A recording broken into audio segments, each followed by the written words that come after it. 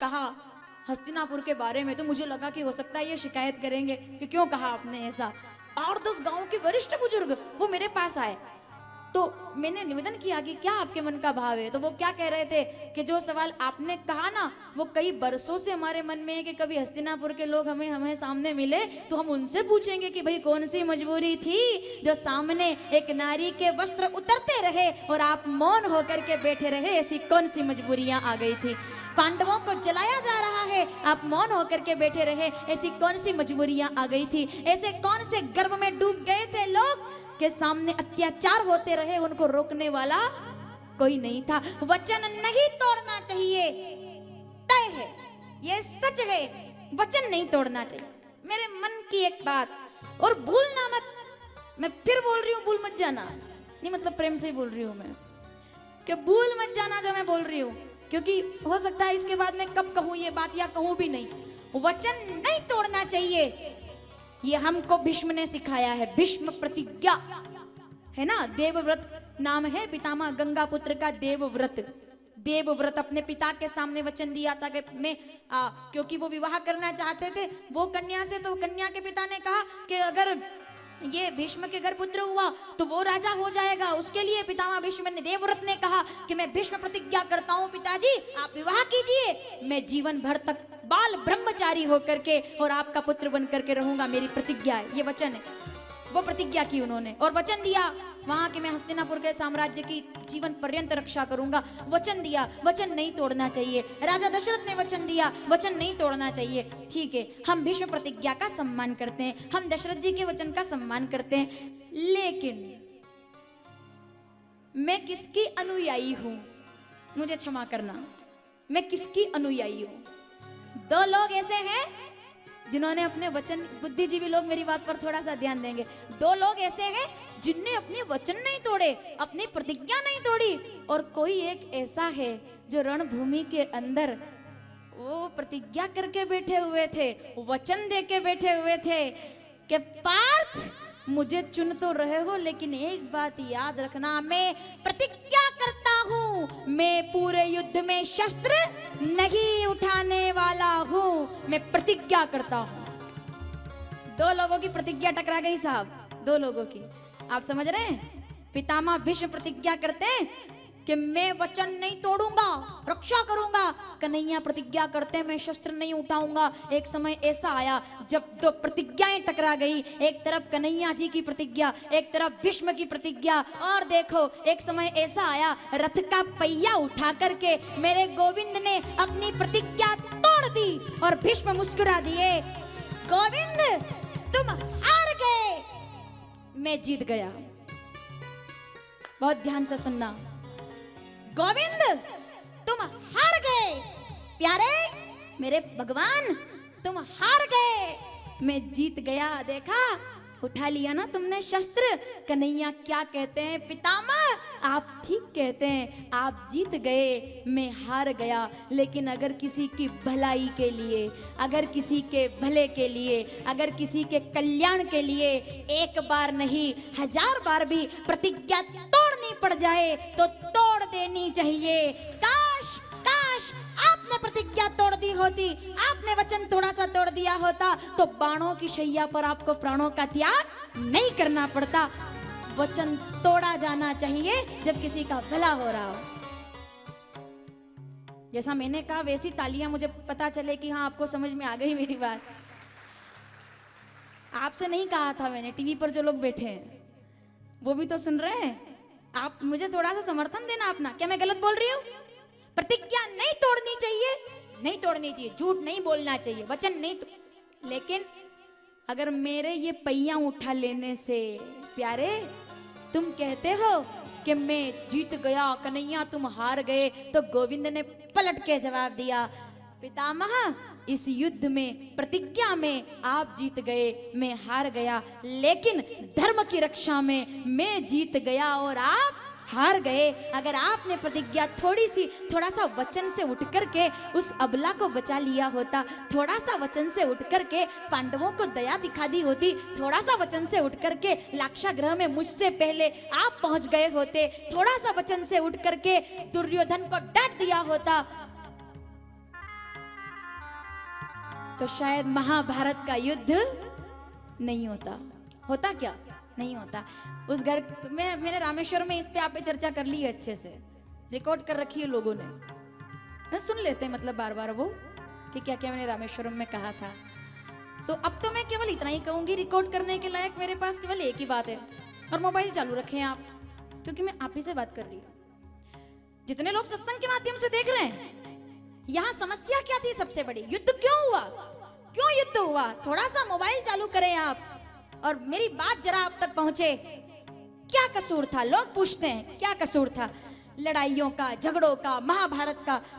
तो कौरवों का कसूर तो दुनिया के सामने कि कौरवों का ये कसूर था। मेरा जवाब पहुंच जाए बस, अब केवल जवाब पहुंच जाए।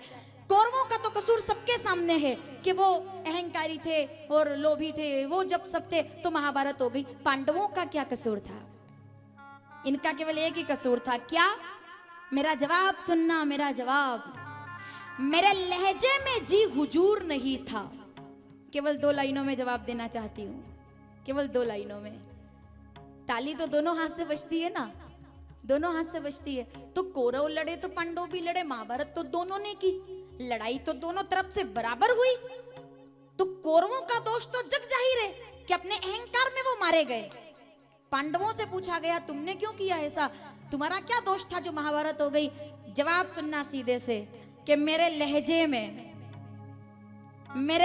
में जी हुजूर नहीं था। आखिरी पंक्ति तक जो लोग बैठे हैं, मेरे लहजे में जी हुजूर नहीं था और इससे बड़ा मेरा कोई कसूर नहीं था।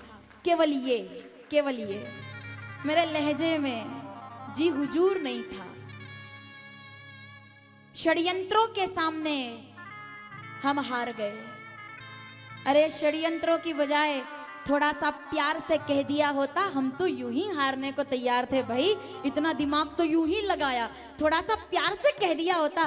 वो मैं नहीं कह रही हूँ, नहीं, ये फिर कोई कहेगा कि साहब ऐसा हाँ, अपन नहीं कह रहे ये बात, पांडव कह रहे ये बात। तो कि दुर्योधन, जो तुमने इतना षड्यंत्र करके महाभारत की, क्यों की तुमने? जरूरत ही नहीं थी। थोड़ा सा प्यार से कह देते ना कि भैया देखो तुम 5 गांव ले लो, राज्य में दे दो, जरूरत ही नहीं पड़ती। इतना षड्यंत्र करने की बजाय अगर अपनी ऊर्जा अपने इतिहास को संवारने में लगाई होती तो शायद महाभारत की जगह हस्तिनापुर का परिवार इस दुनिया को और भी बहुत कुछ दे सकता था, अगर षड्यंत्रों की जगह।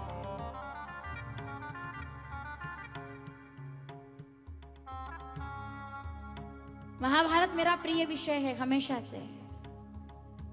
से प्रिय है, क्योंकि यहाँ षड्यंत्र है, छल है, कपट है, प्रेम है, स्वार्थ है, परमार्थ है। तो वचन नहीं तोड़ना चाहिए, भीष्म प्रतिज्ञा नहीं तोड़नी चाहिए। लेकिन गोविंद कहते हैं जिस वचन से किसी का भला हो रहा हो ना, जिस वचन से, उस वचन को तोड़ देने के बाद अगर आप 100 लोगों के चेहरे पर मुस्कान लेकर के आते हो तो आपको उस वचन की परवाह नहीं करनी चाहिए। वो वचन टूट जाए तो टूट जाए, संबंध नहीं टूटने चाहिए, प्रेम नहीं टूटना चाहिए, आभार नहीं टूटना चाहिए, भाव नहीं टूटना चाहिए। वरना पितामह भीष्म को कभी बाणों की शैया पर इच्छा मृत्यु,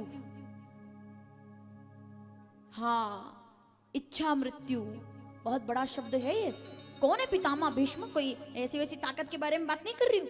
इच्छा मृत्यु, विष्णु सहस्त्र नाम का पाठ, गंगा पुत्र और परशुराम भगवान के परम शिष्य हैं ये। इच्छा मृत्यु का वरदान लेकर के जब तक सूर्य दक्षिणायन से उत्तरायण में नहीं आएगा मैं प्राण नहीं त्यागूंगा, उसको इच्छा मृत्यु कहा गया है ना, उसको इच्छा मृत्यु कहा गया। एक बात बोलूं मैं आपसे, नहीं मुझे तो नहीं पता कि कितने लोग मेरा समर्थन कर भी देंगे या नहीं भी करेंगे। तो जो समर्थन करेंगे उनको मेरा आभार, जो नहीं करेंगे उनको भी मेरा आभार। लेकिन एक बात कहना चाहती हूँ, इच्छा मृत्यु ठीक है, इतिहास में इच्छा मृत्यु भीष्म को, पितामह भीष्म को मिली है कि वो इंतजार कर रहे थे और फिर उत्तरायण में आया सो उन्होंने प्राण त्याग दिया ताकि स्वर्ग का दरवाजा खुला मिला। ठीक, ये हस्तिनापुर की इच्छा मृत्यु है जो पितामह भीष्म के स्वरूप में बाणों की शैया पर प्राण त्यागे गए। एक इच्छा मृत्यु की तरफ ले चलूं आपको, रामचरितमानस किष्किंधा कांड 9वां दोहा दूसरी चौपाई नीचे वाली लाइन। इच्छा मृत्यु किसको कहते हैं? क्या है इच्छा मृत्यु? मुझे जवाब देना। आंखों में आंसू है और वो प्राण त्याग रहा है। मुझे बात बताना मैं किसकी बात कर रही हूँ। आंखों में आंसू है और वो प्राण त्याग रहा है। मैं जटायु की बात नहीं कर रही, हम अरण्यकांड में वो बात कर चुके हैं। मैं किष्किंधा कांड में आई हूं। अब मैं नवे दोहे में आई हूं, अब मैं दूसरी चौपाई में आई हूं। अब थोड़ा सुनना। उसकी आंखों में आंसू है, राम जी के धनुष से निकला हुआ बाण उसकी छाती के आर पार है। किष्किंधा कांड देखते हैं, रामचरितमानस कितने लोग पढ़ते हैं? अरे अब तक तो समझ गए होंगे आप, जल्दी समझो भाई। ओ आंखों में आंसू है उसके, आंखों में इच्छा मृत्यु किसको कहते हैं? मुझे जवाब दे दो जरा आप, इच्छा मृत्यु किसको कहते हैं? कि बाणों की शैया पर इंतजार हो सूरज के दक्षिण से उत्तर में आने का, केवल वही इच्छा मृत्यु नहीं है। इच्छा मृत्यु तो वो है जब अयोध्या का सूरज स्वयं किसी की बुझती हुई आंखों के सामने आकर के प्रकट हो जाए कि प्यारे मैंने वध तो तुम्हारा किया है, लेकिन तुम्हें जीवन दान भी दे सकता हूँ, तुम्हें जीवित कर सकता हूँ। उसने एक सवाल किया कि मैं बेरी। इच्छा मृत्यु किसको कहते हैं? सुग्रीव पियारा अवगुण नाथ वही मारा। ठीक है मारा तो ठीक, कोई बात नहीं। भगवान ने कहा ठीक है भाई मैंने तुम्हारा वध किया है ना, ठीक है तुम अहंकारी हो गए थे, तुमने ऐसा ऐसा गलत काम किया, दम्भी हो गए थे, मैं तुम्हें क्षमा करता हूँ, चलो जीवन दान दे दो। वो कहता है रुकिए रुकिए, आपके धनुष से निकला बाण मेरी छाती को छेद तो गया, ये आया तो आपकी मर्जी से है, पर आपकी मर्जी से बाहर जाने वाला नहीं है। भगवान कहते तुम्हें जीवन दे दूंगा। तब मुझे नाम याद नहीं है, तब आप नाम मुझे आप बताएंगे कि वो क्या बोला, वो सुग्रीव का भाई क्या बोला, वो वानर राज क्या बोला, जिसका बल इतना था साहब। रावण जिसके बगल में 6 महीने तक पड़ा रहा हो, रावण जैसा सम्राट भी 6 महीने तक जिसे लेकर के घूमा हो, जो अंगद का शौर्यवान पिता है, जो सुग्रीव का भाई है, जो वानर राज है, ऐसा वानर राज क्या मैं बोलूं उसके बारे में। ठीक है वो तो भगवान ने उसका वध किया, उद्धार किया। सुग्रीव के गले में माला डाली। सुनना मेरी बात सुनना ध्यान से। सुग्रीव के वो मार खा के आए सुग्रीव और बोले अरे भगवान आपने लड़ने भेज दिया और आप देखते रह गए, देखो कितना मारा मुझे और आप देखते रह गए, कितनी पिटाई हो गई मेरी, आपने क्यों नहीं मारा मेरे भाई को? तो भगवान कहते हैं तुम दोनों एक जैसे थे, पहचान नहीं पाया। राम जी कह रहे हैं, भगवान कह रहे हैं ये बात, अवतारी है, लीला है सब उनकी। तो वो भगवान कह रहे हैं कि मैं पहचान नहीं पाया तुमको, बताओ मैं तुमको पहचान नहीं पाया। ये वही राम जी हैं, आप समझ रहे हो ना, ये वही राम जी हैं जो एक शिला में बैठी हुई अहिल्या को पहचान गए।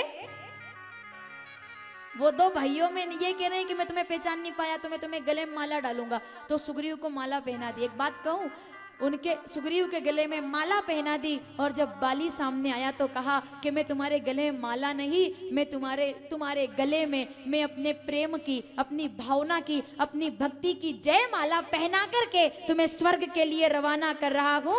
मैंने तुम्हारे गले में विजय माला पहना दी है, विजय माला। मांगो क्या मांगते हो, मैं तुम्हें सब कुछ देने को तैयार हूं। तब बाली ने क्या कहा? रामचरितमानस किसको कहते हैं? इच्छा मृत्यु। रामचरितमानस किष्किंधा कांड, नवा दोहा, दूसरी चौपाई। जन्म जन्म मुनि राम, मेरे प्रभु सरकार, कितने लोग होंगे भाग्य वाले जिनको मरते समय आपका नाम जाकर नाम मरत मुख आवा, अदमई मुकुत होई। रामचरितमानस अरण्यकांड 30वां दोहा, तीसरी चौपाई। जाकर नाम मरत मुख आवा, अदमई मुकुत होई श्रुति गावा। श्रीमद् भगवद गीता 8वां अध्याय 5वां श्लोक। अंत काले च मामे व स्मन मुक्त्वा कलेवरम सब प्रयाति च मद भावम याते नास्त्र संशय।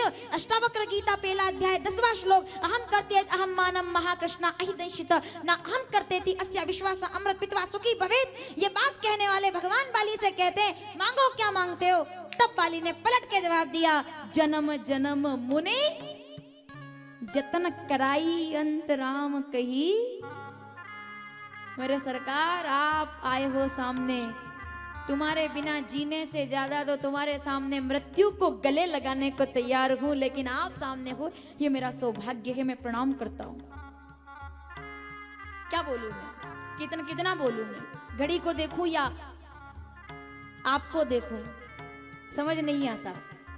जब मैं आपको देखती हूँ तो मुझे बड़ी खुशी होती है, और जैसे घड़ी को देखती हूँ तो फिर सब कुछ मामला मेरा गड़बड़ हो जाता है, क्योंकि कितना कुछ कहना है मुझे, कितनी बातें कहने की है, कितनी बातें। क्या बोलूं महाभारत के बारे में। इच्छा मृत्यु किसको कहते हैं? इच्छा मृत्यु साहब, पितामह भीष्म को इच्छा मृत्यु प्राप्त है, मेरा उनको प्रणाम है। लेकिन उनसे बड़ी इच्छा मृत्यु तो बाली लेकर के बैठा हुआ है। पितामह को तो इंतजार करना पड़ा सूरज के आने का, बाली के सामने तो इस जगत का सबसे बड़ा सूर्य भानु, कुल भानु, साक्षात रामचंद्र भगवान आकर के प्रकट हो गए स्वर्ग का द्वार खोलने के लिए। इसको कहते हैं इच्छा मृत्यु, इसको कहते हैं। तो जहां प्रेम है, जहां भाव है, वहां विजय है। यत्र योगे, श्रीमद् भगवद गीता 18वां अध्याय और 78वां श्लोक। यत्र योगेश्वर कृष्ण यत्र पार्थ धनुर्धर। कौन जीता कौन हारा, ठीक है सब बातें, लेकिन मेरा सवाल तो सही है ना कि हस्तिनापुर में इतने बड़े बड़े लोग थे, तो महाभारत के अलावा हाँ कुछ भी नहीं दिया ना कुछ भी। फिर से जवाब दो सोच के, जल्दी से सोचो। महाभारत के अलावा, युद्ध के जहर के अलावा कुछ भी नहीं मिला। पूरे महाभारत में युद्ध के जहर के अलावा कुछ भी नहीं मिला। अरे बता नहीं रही हूं, मैं पूछ रही हूं।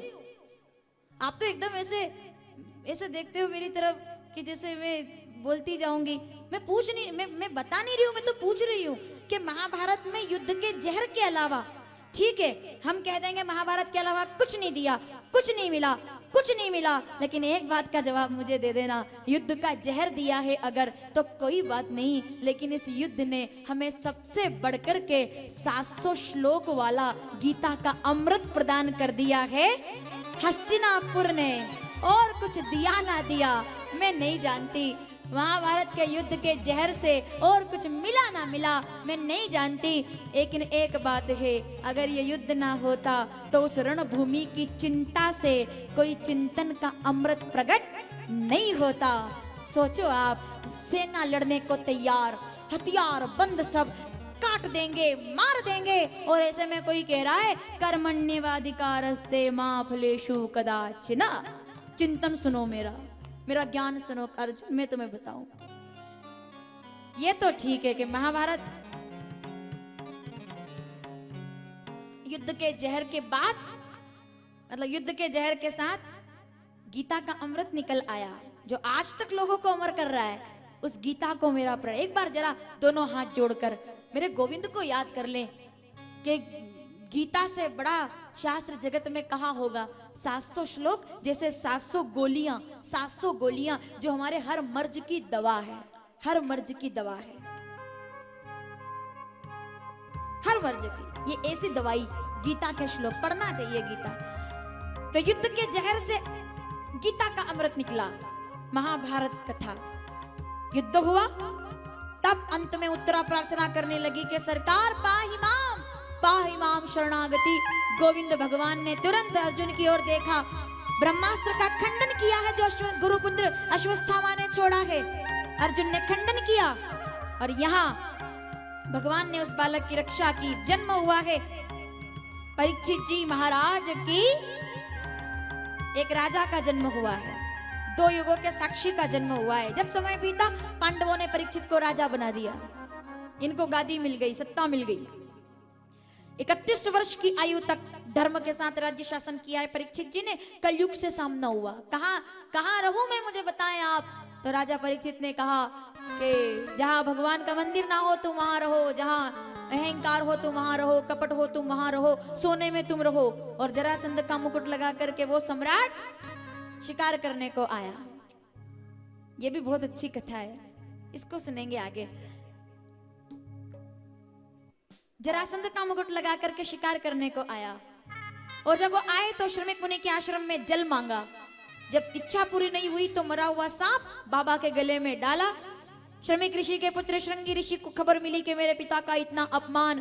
तब उसी समय कौशिकी नदी के जल को हाथ में लेकर के इति लंघित मर्यादम तक्षकम सप्तमे अनि, 7 दिनों के बाद तक्षक के दंश से वो राजा मृत्यु को प्राप्त हो जाए, ये मेरा श्राप है। महाराज महामंत्री की सूचना, महाराज गजब हो गया, गजब हो गया, 7 दिनों का श्राप मिला है। राजा ने एक क्षण में परिवर्तन, राजसी वेश त्यागा और एकदम साधु बन करके सब छोड़ करके कमंडल रुद्राक्ष हाथ में लिया और चल दिए शुकताल। और बाबा सुखदेव के चरणों में आकर प्रार्थना कर ली, बाबा जी अब आपके सिवा मेरा कोई नहीं है, मुझ पर कृपा करो। आइए सब मिलकर प्रार्थना करें। बोलिए सुखदेव जी महाराज की।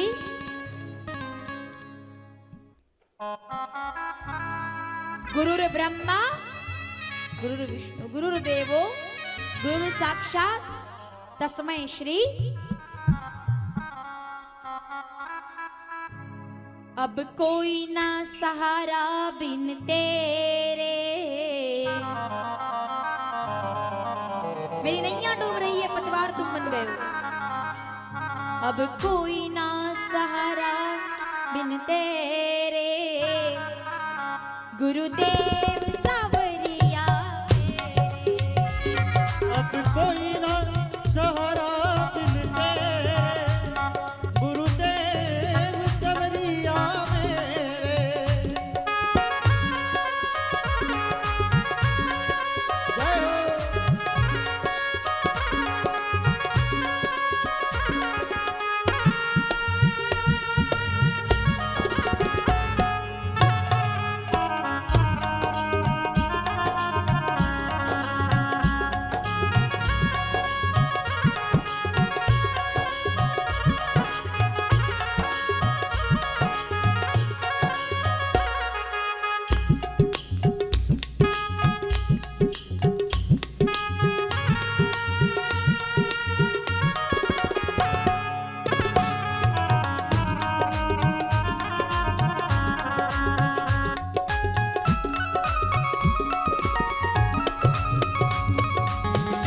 हरि बोल।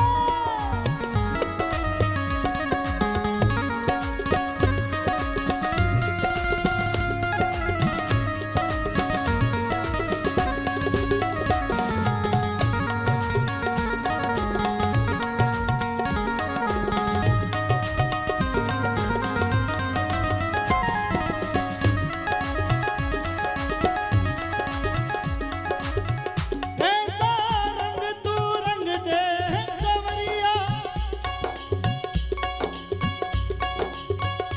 ऐसा रंग तू रंग दे सवरिया, उतरे ना जन्म जन्म तक। नाम तू अपना लिख दे कन्हैया, मेरे सारे बदन पर। ओ मेरे सारे बदन पर। ऐसा रंग तू रंग दे सवरिया, उतरे ना जन्म जन्म तक। नाम तू अपना लिख दे कन्हैया, मेरे सारे बदन पर। ओ मेरे सारे बदन पर। मुझे अपना हो, मुझे अपना बना कर देखो एक बार सावरे। मुझे अपने ही रंग में रंग दे मेरे यार सावरे।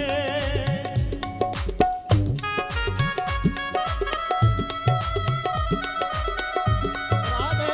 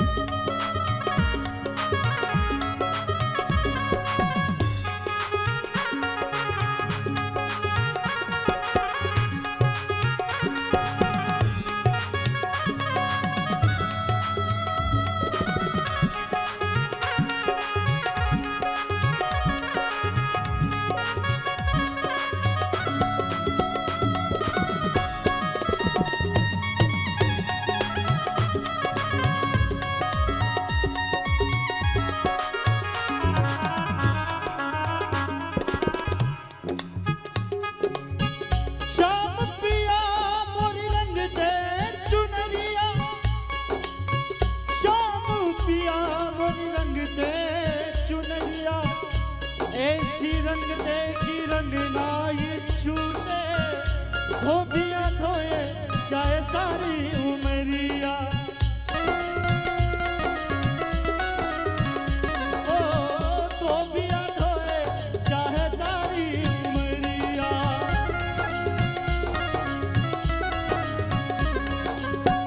नाही रंगो तो मोल ही बना दो, सच में गुलिये प्रेम बजरिया। चुनरी को ओढ़ के तो Yamuna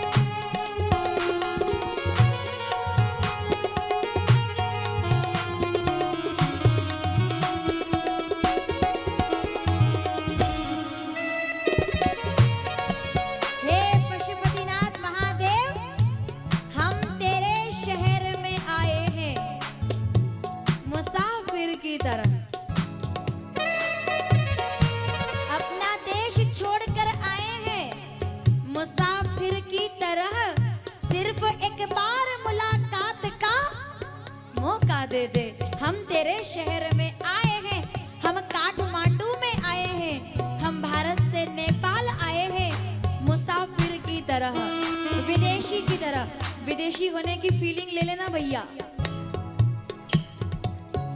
now we all are like foreigners, we all are like foreigners. जैसे हमारे यहाँ विदेशी आते हैं तो कैसे हम देखते हैं उनको कि विदेशी है।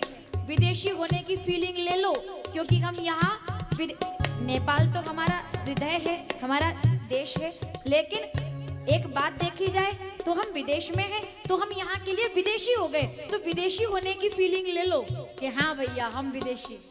तो विदेशी बन के आए हो तो विदेशी की तरह रहना भी, जिस मिट्टी पर बैठे हो उसका सम्मान भी करना, जिस देश में आए हो वहाँ के कानून, वहाँ के नियम, वहाँ की व्यवस्था, वहाँ का संचालन, हर चीज देखना, हर बात समझना। इस देश में आए हो तो ऐसा ना हो केवल मंदिरों की परिक्रमा करके निकल जाओ। इस देश की प्राचीनता देख के जाना, इस देश की अस्मिता देख कर जाना। यहाँ की चकाचौंध नहीं देखो तो कोई बात नहीं, वो छोटा सा गांव जरूर देखने जाना जो लकड़ी का बना हुआ है। वो नेपाल की पहचान है, काठमांडू की पहचान है। मुझे नाम याद नहीं है, लेकिन कोई कह रहा था, आप गए होंगे, पूरा गांव साहब लकड़ी का, पूरा घर लकड़ी के बने हुए, कोई भौतिकता नहीं है, आज भी विरासत को संभाला हुआ है। जोरदार ताली बजाओ आप। क्या मुझे कोई गांव का नाम बता देगा? क्या है उस गांव का नाम जहां आज भी आप लोग तो गए होंगे देखने? सब ऐसे बैठ गए एकदम, ना गए हो तो जाइएगा। एक गांव ऐसा है यहाँ नेपाल काठमांडू में, मुझे याद नहीं आ रहा नाम, जो लकड़ी का बना हुआ है पूरा, आज भी सभ्यता को संजोया हुआ है नेपाल की। उस नेपाल की सभ्यता को प्रणाम करें, और जब विदेशी बन के आए हैं तो पूरे उस सभ्यता का परिचय लेकर के यहाँ से जाए। मेरी मंजिल है कहाँ?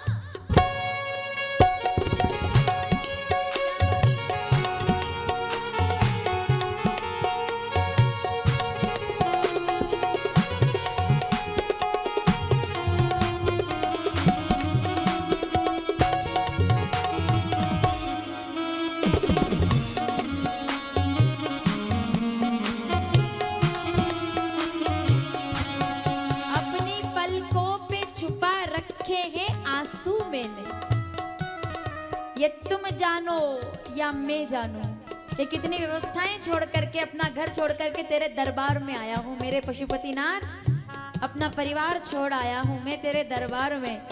जो बंदिशें थी जमाने की वो तोड़ आया हूँ मैं तेरे वास्ते, दुनिया को छोड़ आया हूँ। अपनी आंखों पे,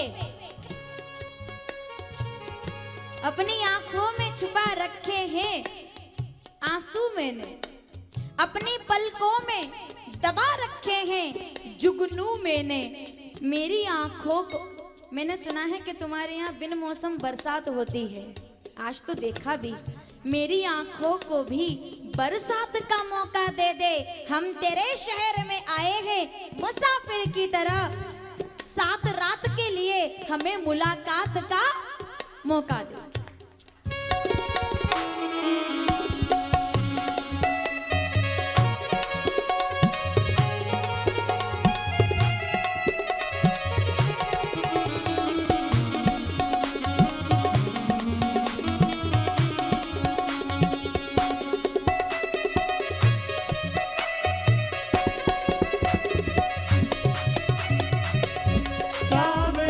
अपने ही रंग में रंग दे,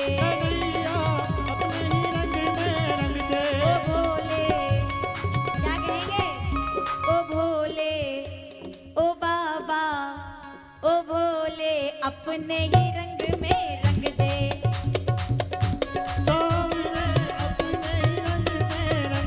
ओ बाबा अपने ही रंग में।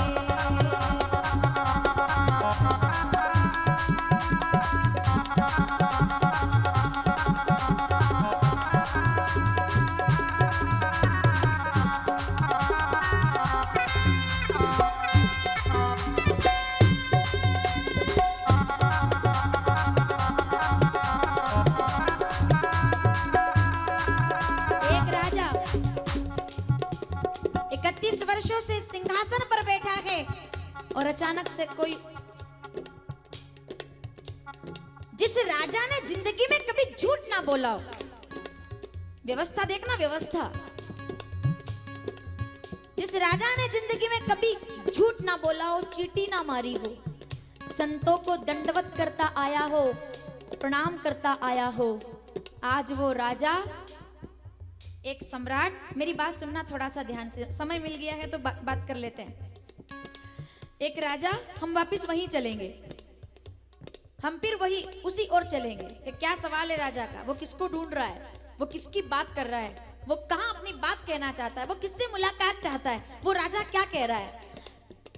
उस राजा ने जिंदगी में कभी अपराध नहीं किया, कभी झूठ नहीं बोला, कभी किसी प्रकार से किसी का अपमान नहीं किया, साधु तो दूर की बात है, दुश्मन को भी जो प्रणाम करके कहता था कि भैया मुझे तुमसे लड़ाई नहीं करनी है क्योंकि मैं परीक्षित हूँ, मैं लड़ता नहीं हूँ, मैं तो 2 युगों का साक्षी हूँ। कौन है परीक्षित? एक ऐसा राजा, दो द्वापर जिसके सामने गया, कलयुग जिसके सामने आया, वो राजा आज आंखों में आंसू लेकर के सोच रहा है कि इंसान दुनिया में सबको जीत सकता है भैया, सबको जीत सकता है, लेकिन समय को तो भगवान भी नहीं जीत सकता, समय के सामने तो सबको हारना पड़ता है।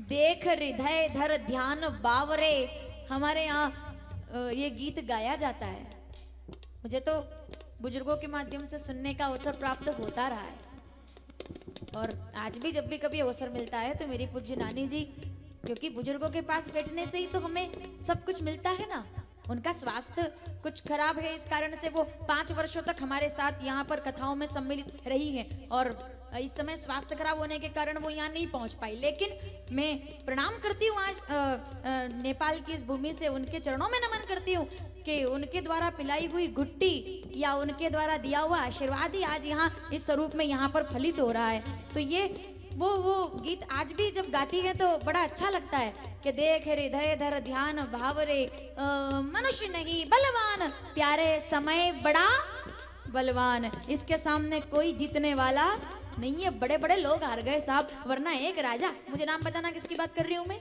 एक राजा जिसने जिंदगी में कभी मखमल से नीचे पैर ना रखा हो, जिसकी प्यारी पत्नी रनिवासे से बाहर ना निकली हो, जिसका मासूम बच्चा कभी जिसने 56 भोगों के अलावा कुछ खाया ना हो, वो पत्नी किसी के घर चाकरी करने को मजबूर हो जाए और उसका बेटा कहीं नौकरी करने को मजबूर हो जाए, और ये शमशान में जाकर के,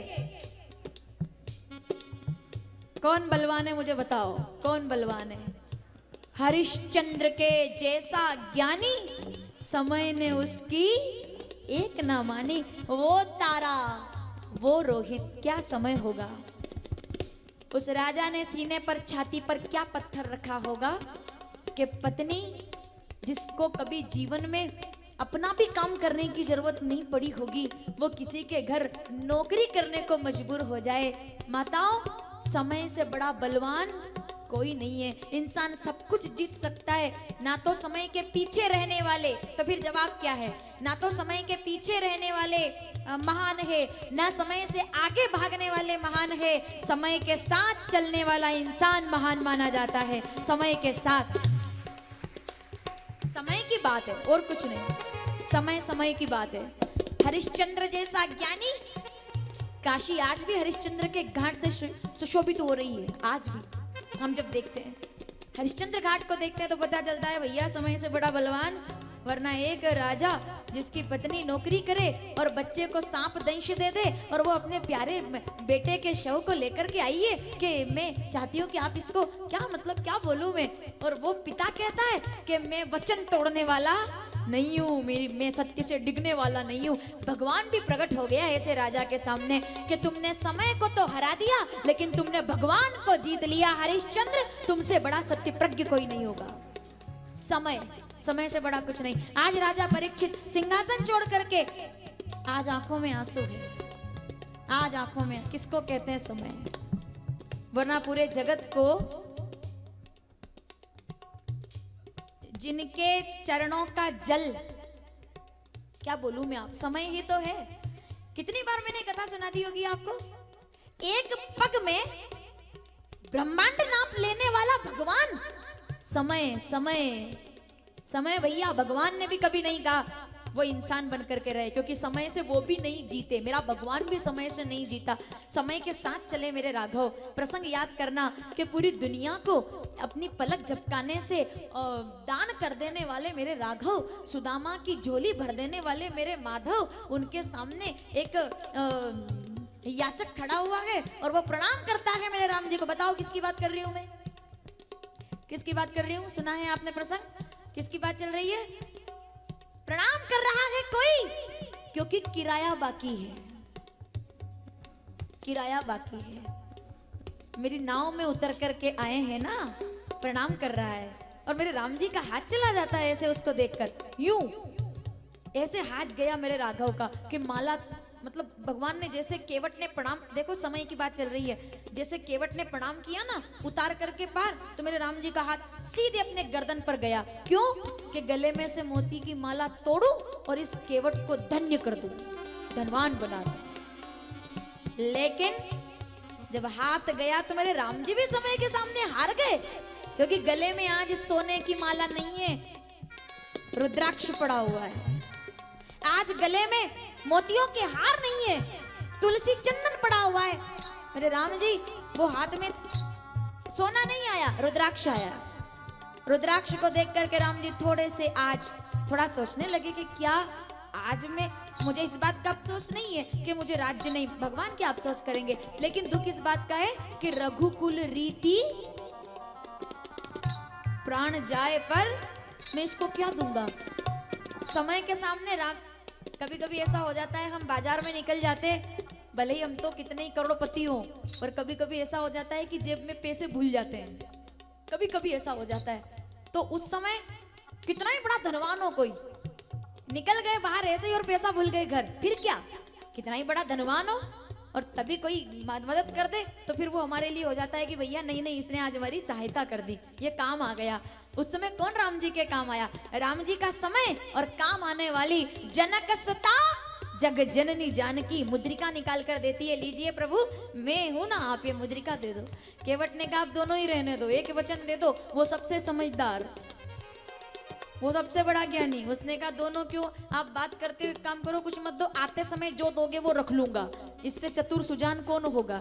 उसने कहा इधर से जाने में तो दर्शन हो ही गए, आने में भी कंफर्म करा लो कि दर्शन दे के जाना, वो बड़ा चतुर। तो उसने मुद्रिका नहीं ली कि अपने को ऋणी समझते हो तो ऋण भी वहीं चुका देना। आज आपका समय फंसा है ना, सुनना ध्यान से, आज आपका समय फंसा है ना कि आपके पास कुछ नहीं है, एक समय वो आएगा जब मैं तुम्हारे दरवाजे पर आऊंगा तो मेरे पास कुछ नहीं होगा। आज मैंने तुमको पार लगाया है, उस समय तुम मुझे पार लगा देना, हिसाब बराबर, ना कुछ लेना। जब वो व्यापारी लोग हिसाब बराबर करते हैं, जानते होंगे आप, तो अपने को ज्यादा आइडिया नहीं है, ये तो अभी उनेल के लोगों को पता होगा, हमारे मेहता जी को पता होगा, गुंटू भैया को पता होगा, इधर ये हमारे जजमान जी को पता होगा कि क्या है ये हिसाब किताब का मामला सब। तो वो क्या करते हैं, आप लोग जब हिसाब बराबर हो जाता है तब उसको बोलते हैं कलम फेरना, है ना, मतलब थोड़ा थोड़ा सुना है मुझे, ज्यादा नहीं याद है कि कलम, वो क्या बोलते भैया कलम फेर, ऐसे ही बोलते ना मेहता जी कि भैया देखो ये हिसाब बराबर 100 रुपए बाकी थे, हमने 98 दे दिए, कोई बात नहीं कलम फेर दो आप, नहीं तो क्या ठिकाना वापिस कह दे कि नहीं 100 बाकी थे, थोड़ा सा मामला रहता है ऐसा। तो ऐसा सबके मन में रहता है ना कि ऐसा ना हो डबल हिसाब हो जाए। तो क्या बोला वो केवट कि मैं उधार नहीं रखूंगा, आप इधर से जा रहे हो कलम बाकी है, उधर से आओ कलम फेरते जाना, क्योंकि अगर तुम भगवान हो तो मैं भी तुम्हारा व्यापार हूं, मैं भी तुमसे कम पड़ने वाला नहीं हूं। तब समय, राम जी के सामने भी समय आया है, हरिश्चंद्र के सामने समय आया है, परीक्षित के सामने समय आया है, और तब वो कहते हैं अब कोई मंजिल कोई ठिकाना कुछ नहीं,